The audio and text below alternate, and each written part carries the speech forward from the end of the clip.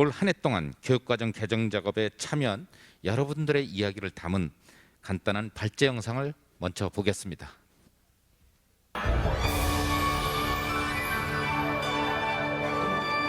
교육과정을 만들고 활용하는 측면에서는 국가가 교육과정 전체를 결정하고 소수 전문가 중심으로 운영되어 왔던 한계를 과감히 넘어서서 국민 의견을 폭넓게 수용하고 학교 현장 중심으로 만들어서 실제 배우고 가르치는 사람들을 중심에 세우자는 요구도 한층 커졌습니다. 교육부는 이렇게 자연스럽게 형성된 요구들을 수렴하면서 2022 개정 교육과정을 만들겠습니다.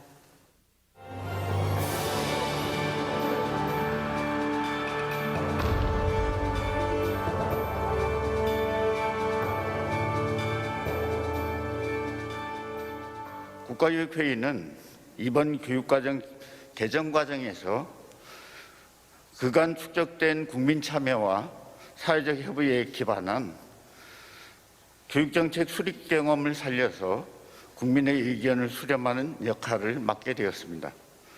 이를 위해 청소년, 청년을 포함하는 국민 참여단을 구성하여 우리 사회의 미래와 미래교육 방향에 대해 광범위한 의견 수렴을 실시하고 토론을 펼치고자 합니다.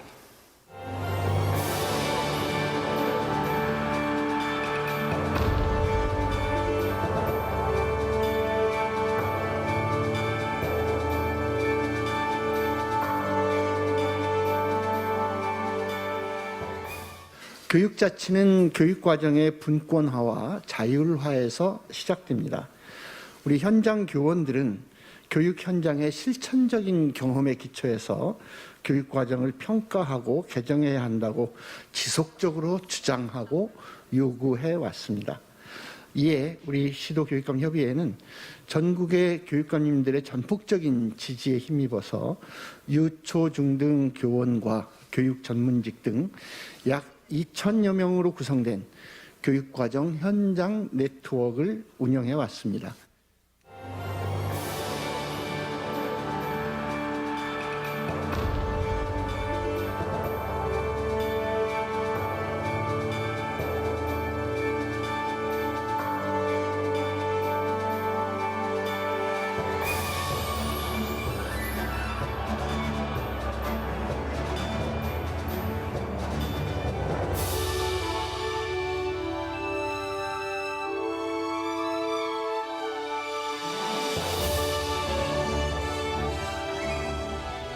함께 함께 함께 함께 함께 함께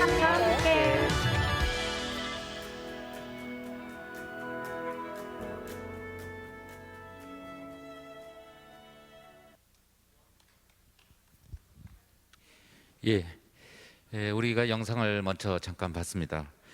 그럼 지금부터 이제 본격적인 토크쇼를 시작하도록 하겠습니다. 먼저 그 첫 번째 주제에 같이 이야기 나눠주실 우리 참가자분들을 소개해드리겠습니다. 윤해 부총리 겸 교육부 장관님께서 같이 하셨습니다. 네, 반갑습니다. 우리 박정훈 경상남도 교육감님 같이 하셨습니다. 예, 반갑습니다. 옥길 산들초등학교 우리 유명선 선생님 같이 하셨습니다. 네, 반갑습니다. 아마 가장 중요해서 가장 가운데 자리에 있는 것 같은데요. 우리 부산 영상예술고등학교 3학년 김건 학생 같이 참여하셨습니다. 네, 안녕하십니까. 저희가 교육과정을 그 첫 번째 주제로 정한 것은 교육자치의 가장 중요한 내용이 바로 학교 수업이고 그 수업의 핵심은 교육과정이며 그 교육과정은 미래를 위해서 분권화될 필요가 있다는 생각 때문이었습니다. 주제와 관련하여 우선 이번 교육과정을 국민과 함께하는 교육과정으로 적극 추진해 주신 우리 윤해 교육부 장관님께서 말문을 열어주시겠습니다. 부탁드립니다. 반갑습니다. 앞서 영상을 보다 보니 지난 이제 연초부터 시작했던 올 한 해 2022 개정 교육과정 논의의 과정이 그냥 필름처럼 싹 지나갑니다. 이번 2022 개정교육과정을 논의하면서 사실 교육과정 운영을 직접 이제 배우는 당사자는 학생인데 우리가 그동안 교육과정을 개정하면서 한 번도 학생들의 의견을 들어본 적이 없다. 이런 얘기를 참 많이 들었습니다. 그래서 이번 2022 개정교육과정 정말 미래의 역량을 키워 나갈 수 있는 그런 교육과정이 되려면 그 당사자인 학생들의 의견을 반드시 들어봐야 한다. 그리고 선생님들과 학부모의 의견도 함께 수렴해서 미래 역량을 도대체 뭐라고 생각하는지, 그것을 키우기 위해서는 학교 지역의 교육과정 운영은 어떻게 돼야 되는지를 국민과 함께 사회적 합의를 이루면서 만들어 나가는 과정이 굉장히 중요하겠다 생각을 했고, 시도교육감협의회와 국가교육회의와 함께 1년 동안 그런 과정을 추진해 왔는데요. 총론 주요 사항을 발표하는 날도 학생과 학부모님들 이제 함께 참여를 해주셨었는데 처음으로 이런 교육과정 개정에 참여를 해봤다. 그리고 이렇게 의견을 이야기할 수 있어서 참 좋았다는 말씀을 듣고 국민과 함께하는 교육과정을 만들어가는 게 굉장히 뜻깊었고 앞으로 이제 내년까지 고시하기 전까지의 각 과목별 또 강론을 이야기하는 과정에서도 이렇게 국민들의 의견을 잘 수렴해 갔으면 좋겠다 하는 생각을 하게 되는 것 같습니다. 예, 장관님 감사합니다.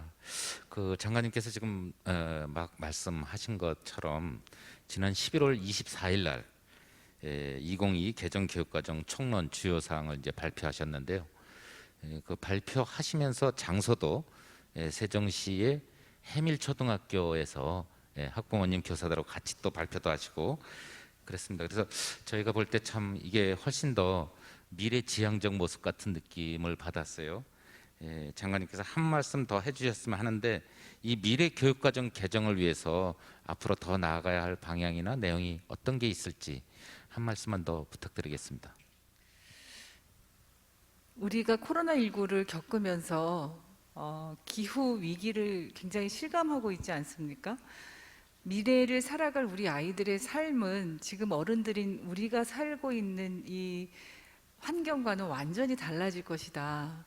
그리고 뿐만 아니라 디지털 기반의 세상에서 이미 아이들은 살고 있고 다양성이 존중되고 또 어떤 문제를 푸는 데 있어서 누가 가르쳐 주기보다는 자기가 스스로 주도해서 풀어나가야 하는 그런 삶의 환경과 조건과 세계사적인 그런 여러 가지 요소들이 굉장히 달라지는 환경에서 살아갈 수밖에 없는데 그렇다면 이런 시대를 이런 사회를 살아가야 할 우리 아이들은 어떤 역량, 어떤 힘을 갖춰야 될까 하는 것을 이제 계속 같이 논의를 해왔고요.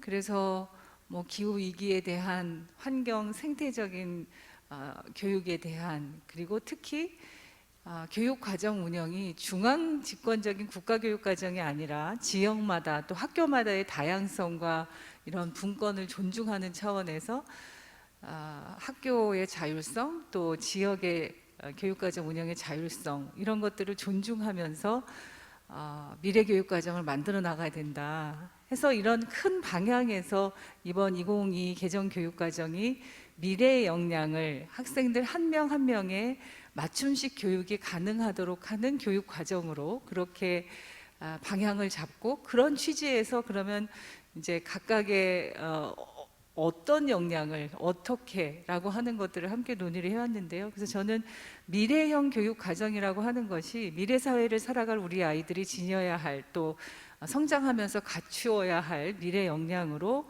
자기 주도성이라든지 협업 능력이라든지 문제 해결 역량이라든지 창의성이라든지 이런 것들을 누구라도 이야기하지만 결국 중요한 것은 어떻게 이런 역량을 잘 갖춰 나갈 수 있도록 지원하고 돕고 그런 거버넌스 체계를 만들 건가 이거는 이제 앞으로 우리가 더 논의해야 할 주제이기도 합니다만 이런 관점에서 우리 아이들을 삶의 중심에 주체로서 당당히 세우는 과정이 미래 교육 과정이 아닐까 이렇게 생각해 봅니다. 예, 감사합니다. 오늘 그 첫 번째 주제에 같이 참여하신 참가자분 중에 우리 경상남도 교육청을 이제 책임지고 계신 우리 박정훈 교육감님 같이 하셨는데요. 그 교육감님 말씀 듣기 전에 먼저 그 얼마 전에 이 시대 한국을 빛낸 청렴인 대상을 수상하셨습니다. 그래서 그 수상 먼저 축하드리고 우리 그 교육감님께 박수 한번 쳐 주시죠. 예. 쑥스럽습니다. 예, 그리고 그 저희가 교육자치는 그 교육과정과 관련해 분권화와 자율화에서 시작한다는 여러 얘기들이 있는데요. 우리 교육감님께서 교육과정 분권화와 자율화를 위해 그 시도교육청 그리고 학교 등등이 준비해야 할 사항은 무엇인지 그걸 중심으로 해서 한번 말씀 좀 부탁드리겠습니다.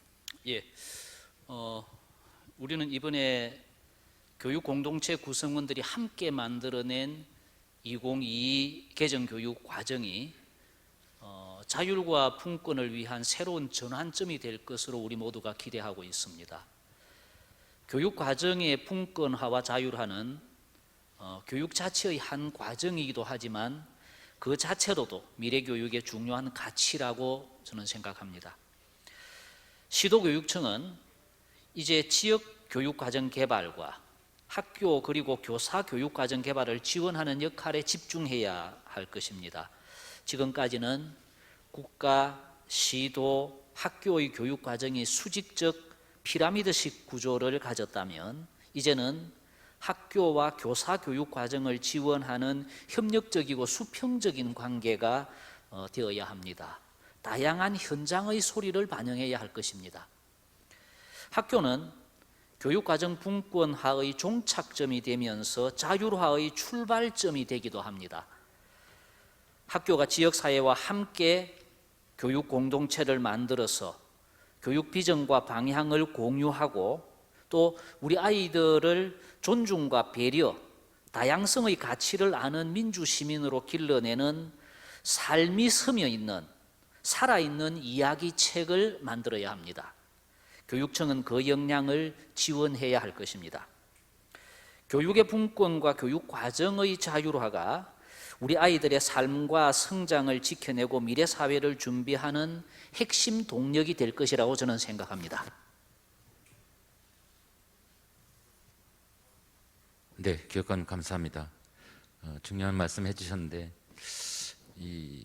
그럼 경남교육청에서 실제 그렇게 실천하신 사례가 좀 있으신지 한번 그것도 좀 추가로 여쭙고 싶네요. 예, 우리 경상남도는 경남형 혁신학교, 행복학교를 중심으로 미래형 교육과정을 활발히 운영하고 있습니다. 생활권 단위로 봤을 때 창원 복림동, 그 복림동에서는 마을 교육 과정을 개발하고 주민과 교사가 함께 마을 교과서를 만들어서 사회 교과에 활용하고 있습니다. 작은 학교가 많은 경남 합천 지역의 초중고등학교는 농촌 특색을 살려서 공동교육 과정을 운영하는 그런 사례도 있습니다. 우리 도교육청은 경상남도와 전국 최초로 통합교육추진단을 만들어서 학교 공간 혁신 그리고 돌봄 같은 다양한 협력 사업을 진행하고 있습니다. 지방행정과 교육행정의 협치는 경남의 특색을 살린 지역교육 과정의 개발과 적용에 중요한 시사점을 던져주고 있습니다. 우리 교육청은 또 2018년을 시작으로 빅데이터와 인공지능에 기반한 교육 지원 플랫폼 아이톡톡을 개발해서 지난 3월 달에 도내 전체 학교에 배포해서 운영하고 있습니다. 아이톡톡의 핵심은 학생에게 개인의 특성에 맞춘 지능형 교육 과정을 운영하고 학생 개별성을 찾아서 개인 맞춤형 학습을 제공하는 것입니다. 일정 기간 축적된 데이터에 기반해서 인공지능이 작동하고 그 학생의 현재 학습 상태를 파악하고 학생의 수준과 학습 유형에 따라서 그 학생의 최적화된 콘텐츠가 제공될 것입니다. 교육 과정의 자율화는 학생의 개별성 발현과 자기 주도적 학습으로 맺어져야 한다고 생각합니다. 교육과정 자율성은 또 학교의 책무성을 이끌어내서 학교의 교육력과 학생의 미래 역량을 높이는 밑거름이 될 것이라고 저는 생각합니다. 이상입니다. 예, 교육감님 감사합니다. 이번에는 우리 학교 현장에서 교육과정을 직접 운영하면서 실천하고 계시는 우리 선생님의 의견을 들어보겠습니다. 우리 유명선 선생님, 선생님께서 생각하시는 현재 학교에서 이제 근무하시면서 또 학생들 가르치시면서 이 교육과정과 관련해 이게 좀 자율성이 어느 정도인지 또 어떻게 됐으면 좋은지 하는 의견 한번 좀 부탁드리겠습니다. 네, 안녕하세요. 저는 옥길 산대초에서 근무하고 있는 초등교사 유명선이라고 합니다. 먼저 현재 교육과정의 운영은 수직적인 운영 형태로 진행되고 있는데요. 국가 수준의 교육과정과 시도교육청의 교육과정에 따라서 학교에서는 그 지침에 따라 움직이게 됩니다. 결국은 교사들이 교육과정 재구성이나 학급 단위에서 프로젝트 수업을 한다고 하더라도 제한적이 될 수밖에 없는데요. 저는 이에 따라서 교사의 교육과정이 조금 더 자율적이게 되었으면 하는 바람입니다. 또한 이제 교과서 이야기를 잠깐 해보자면요. 교과서 속에 있는 교육과정에 따라서 맞추다 보니까 교과서에 있는 내용을 이 부분은 내가 넘어가도 되는 건가? 하는 스스로에 대한 교사 스스로도 약간 의심이 되더라고요. 이런 식으로 교육과정의 두 번째도 조금 주저하게 되는 경우가 생기기도 합니다. 그리고 마지막으로는요. 범교과에 대한 이야기를 한번 해보고 싶은데요. 교육 현장에서는 교육 이슈가 생길 때마다 그 내용을 다 담으려고 하다 보니까 매번 쌓일 수밖에 없습니다. 덜어내지 않고 이렇게 쌓이다 보니까 결국에는 교육 현장의 범교과 주제를 모두 다루어야 돼서 거의 버거울 수준에 오거든요. 그런데 저는 이 교과 내용 자체에서도 충분히 다루고 있다고 생각합니다. 이런 현장의 이야기를 조금 더 담을 수 있는 2022 교육과정이 된다고 해서 저는 좀 기대하고 있습니다. 하지만 지금 현장으로서 말씀드리자면 조금은 위축되어 있는 교육과정 운영이 아닌가라는 생각을 해봅니다. 예, 감사합니다. 우리 유명 선생님 그럼 지금 몇 학년 맡고 계신가요? 네, 저 1학년 담임입니다. 예. 진짜 1학년 담임 맡으시면서 중요한 말씀 현장의 이야기 잘 전해 주셨습니다. 이번에는 혹시 선생님께서 교육과정 운영하면서 이런 경우 좀 어떤 기억에 남는 경험이 있다거나 또는 교육과정 편성과 운영을 위해서 이거는 진짜 좀 꼭 보완하거나 개선해야 될 사항으로 꼭 얘기를 하고 싶다 하는 거를 우리 간단하게 좀 말씀해 주실 수 있을까요? 네.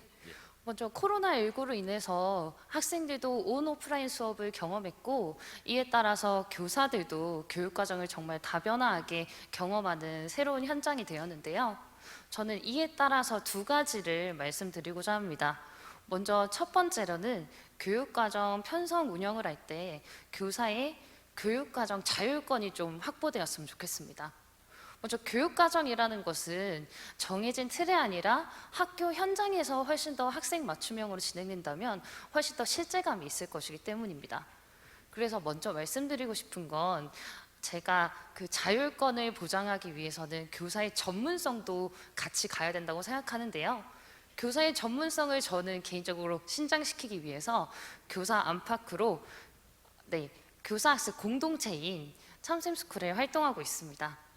그래서 거기에서는 교육 자료도 개발하고 재구성도 하면서 다양한 방향을 저희는 고민하고 있는데요.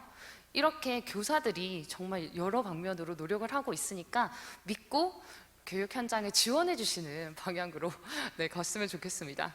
그 두 번째는 교육의 본질인 교육적인 질에 우리는 좀 더 포커스를 맞췄으면 좋겠습니다. 이 뜻은 뭐냐면요. 저희가 체험학습을 가려고 하면 체험학습을 기한하는 것부터 그리고 모든 과정까지를 문서화시켜야 됩니다. 그러다 보면 결국 선생님들은 좀 소극적인 교육 활동을 할 수밖에 없거든요. 저는 이런 두 가지 장점을 들어서 선생님들 그리고 또 교육과정의 운영이 조금 더 실제적이고 과감한 시도가 이루어졌으면 좋겠습니다. 이번 2022 교육과정에서 지역연계 교육과정, 그리고 교사, 그리고 학교에 대한 교육과정에 포커스를 맞췄듯이 이런 부분들이 굉장히 기대가 되고 있습니다. 아, 예, 너무 그냥 주옥 같은 말씀 너무 감사드립니다. 예, 이번에는 우리 그 교육과정의 실질적인 주체라고 볼 수 있는 우리 학생의 이야기를 안 들을 수가 없을 것 같아요.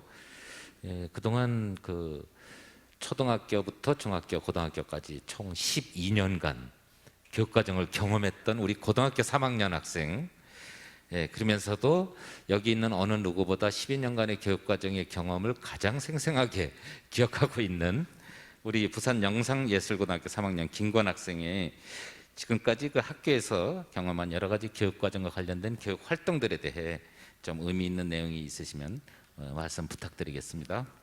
네. 일단 저는 영화 영상 전공 특성화 고등학교생으로서 두 가지 활동이 가장 기억에 남습니다. 첫 번째 활동은 단편 영화 제작 활동이었는데요. 긴 시간 긴 프로젝트였고 각본부터 해서 영화 마케팅까지 아주 긴 시간 한 프로젝트였습니다. 저희 이야기를 영화에 담고 그 영화를 통해서 관객들과 소통하는 모습을 보면서 굉장히 큰 감명을 받았었습니다. 이러한 수업을 통해서 일단 전문성을 높였었습니다. 이런 전문성을 또 통해서 저희 지역사회에 있는 부산 지역사회에 있는 작은 중소 웹드라마 업체의 현장 실습생으로 가서 저희 지역을 홍보하는 영상을 만들어서 저희 지역사회에 이바지하기도 했습니다. 두 번째는 참여형 독서 활동이었습니다. 저희 학교에는 굉장히 많은 독서 활동이 열리지만 그 중에서 가장 기억 남는 것은 작가분이 직접 저희 학교로 오셔서 작가분이 쓴 책에 대해서 막 토론하는 활동이 있었습니다. 이를 통해서 일단 영화 전공 지식 이외에도 인문학적 감수성을 키울 수 있었습니다. 일단 저희 활동 이외에도 제가 재학 중인 학교는 부산 다행복학교라는 혁신 학교로 지정되어 있습니다. 그렇기에 따뜻한 등교맞이 행사나 시설 현대화, 동아리 지원 등 학생, 교직원, 학부모의 행복을 위해 많은 지원을 받았습니다. 누군가가 우리의 행복을 위해서 힘써준다는 사실이 굉장히 뜻깊었습니다. 네. 예, 너무 그냥 말씀도 잘하시고, 예, 처음으로 박수가 나왔습니다. 예. 근데 김관 학생이 학교에서 실제 그동안 12년간 이제 이렇게 배우면서 만약에 내가 다시 학생이 된다면 이거를 꼭 배우고 싶다 학교에서 그런 게 혹시 있으면 좀 더 말씀해 주시겠어요? 일단은 좀 질문해서 저는 제 말고 다른 학생들이 이런 걸 조금 더 배웠으면 좋겠다는 이야기를 조금 하고 싶은데 저는 일단 일찍이 진로를 정해가지고 특성화 고등학교를 입학하였습니다. 그래서 영상 편집이나 영상 제작, 연출, 연기, 연극 등을 많이 배웠습니다. 그런데 이런 수업들이 창의성이나 자기주도적 역량에 굉장히 도움된다는 사실을 체험적으로 발견하게 되었습니다. 그래서 우리 영상 특성화고뿐만 아니라 다른 계열의 고등학생들, 특히 인문계열 고등학생들이 이런 연극, 영화 전공 수업을 들으면 굉장히 재밌겠다라는 생각이 들었습니다. 그래서 제가 꿈꾸는 수업은 학생들이 연극, 영화 과목도 배울 수 있으며 다른 전공의 과목들도 선택해서 들을 수 있는 다양성 있는 수업을 들었으면 좋겠습니다. 네, 감사합니다. 예, 감사합니다. 그러면 우리 참가하신 분들 말씀 쭉 들었는데요. 오늘 첫 번째 주제 함께하는 교육과정 관련해서 우리 마지막으로 우리 윤해 부총리 겸 장관님께서 마무리 발언 좀 해주시겠습니다.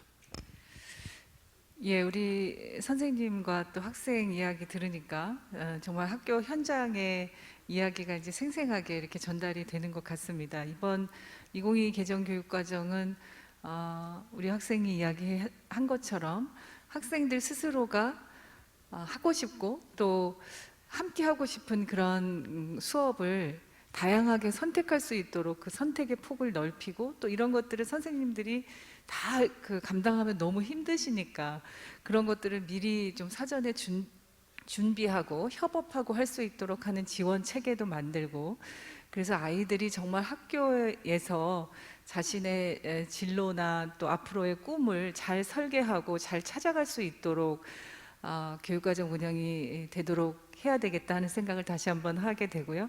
선생님 말씀 주셨던 것처럼 학교에서 수업을 운영하고 또 수업의 전문가는 선생님들이시기 때문에 선생님들이 좀 더 자율적으로 아이들에게 맞춰서 또 필요한 내용들을 선생님들 주도성을 가지고서 할 수 있도록, 그렇게 또 교육과정이 운영될 수 있도록 2022 개정 교육과정은 이제 총론의 주요 사항만 말씀을 지난번에 드렸었는데 1년 동안 각 교과 강론을 계속 논의하는 과정에서 오늘 주신 말씀처럼 현장의 의견들을 더 수렴하고, 이것이 선언적인 의미로가 아니라 실제 학교에서 수업으로 교육과정이 구체화되는데 잘 그런 취지와 정신이 반영될 수 있도록 하겠다는 말씀을 드리고요.